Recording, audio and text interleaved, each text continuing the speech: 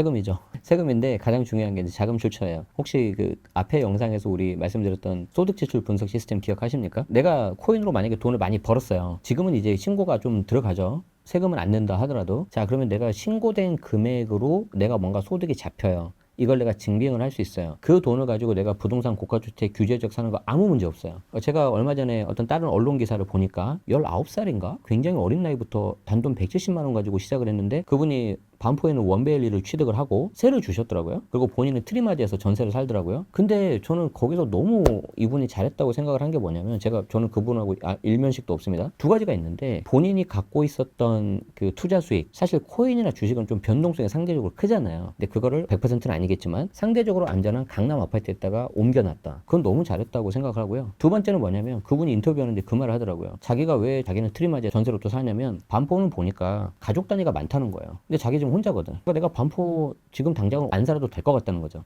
그래서 자기는 좀 더 사업하기 편한 성수동에 있는 거죠. 이미 그거 자체로 제가 봤을 때 부동산 인사이트도 있으시더라고요. 그래서 그런 케이스가 많이 있어요. 주식이든 코인이든 아니면 개인 사업이든 하는데 제가 주변에 겪은 자산가 분들을 보니까 거의 80% 90% 이상은 마지막에는 부동산에 이렇게 심어 두시더라고요.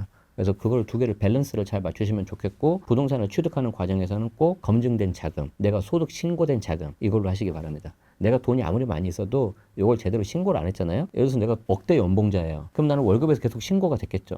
증빙이 되는 거예요. 근데 내가 억대 현금이 있어요. 근데 이 자금이 좀 약간 안 좋은 자금이라고 해봐요. 부모님이 100만 원씩 준 자금이에요. 수년간에 걸쳐서 신고가 안 됐잖아요. 이게 들어가는 순간 물타기 하는 순간 문제가 될 수 있습니다. 여러분들이 멀리서 찾으실 필요 없고요. 뭐 좋아하는 연예인들 있잖아요.